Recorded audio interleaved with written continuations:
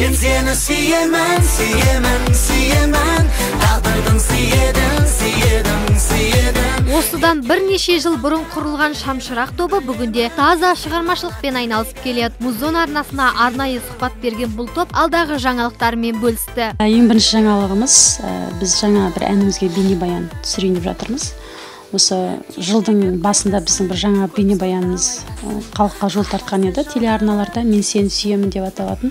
Енді соның артын көп ұзартпай, екінші бір жаңа әнімізге бейнебаян түсіргелі жатырмыз. Сол енді әзірге құпия болсын. Ән жаздыру, бейнебаян түсіру барлық әншілердің негізгі жұмысы екені белгілі. Сондай-ақ бүгінде ел аралап Қазақстан қалаларында гастрольдік сапарларға шығатын әншілердің қатары көбейген. Ал Шамшырақ тобы Ресейдегі қазақтарды қуантуға тырысып жүр екен. Біз барып қайттық Россияға.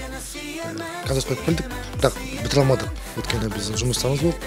Енді бұйырса тағы да сол Ресей жаққа қарай өзіміздің қазақтарымызға концерт қоюға бұйырса шығамыз. Өйткені ол жақта қазақтар кәдімгі қазақтар сағынады, қазақтың әндерін сағынады. Бұл ғана емес, бұл күні шоу-бизнес той бизнеске айналғалы қашан. Екі әншінің бірі тойда ән салып, нәпақасын тауып жүр. Ол үшін арнайы тойға арналған әндер де жаздырады. Себебі сахнада айтатын концерттік әндер той иелерінің сұранысына келмейді. Ал Шамшырақ тобының ән қоржынында тойға арналған тек екі ән бар екен. Себебі арнайы сұраныспен бір екі ән жазғанбыз тойға.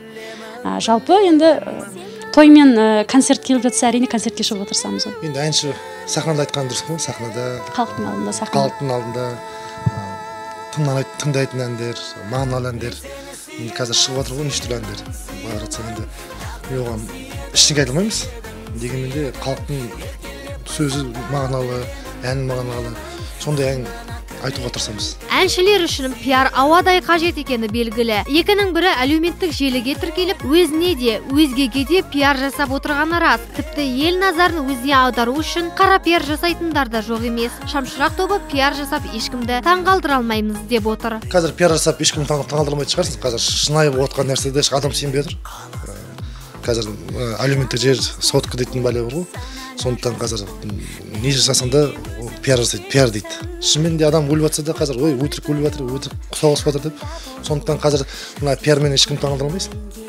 Тек қана жұмыспен, өзінің жаңа талпынысымен сөйтіп адамдарды таңғалдырмасаң, былай енді пиармен біз пиарға оны көп жоқпыз енді. Пиар демекші, бұл топ құрылған кезде түрлі ұсыныстар болып, қара пиардан ауыз күйіп үрлепшіп жүрген жайлары бар. Сол себепті де Шамшырақ тобы кез келген пиарға түбегейлі қарсы. Топ құрылған кезде бізге ұсыныстар түсті. Жалпы осындай деп, бірақ та біз бір нәрсеге келісіп, одан кейін өкінген кезіміз болды. Одан кейін біз ешқандай пиарға, жаңағы қара пиар деп жатамыз ғой, атың шықпаса жер өрте деп, ол мақалға көпмен келісе бермеймін. Сондықтан өзіңнің атыңды шығару үшін бір жаман нәрсеге, я болмаса біреумен ұрысып, төбелесіп, онда керек емес деп ойлаймын. Халық өзі сүйікті әншісін пиарсыз та таңдап тауып алады. Міне, осылайша Шамшырақ тобы шоу-бизнесте өз орындарын тауып, ерекше жарқырауға барын салуда. Ал ондай жетістікке тойсыз, пиарсыз қалай жетуге болады? Мұның жауабын Шамшырақтың жұлдызы жарқырап, айы оңынан туғанда ғана біле аламыз. Әзірге бұл топтың шығармашылығына сәттіліктер тілейміз.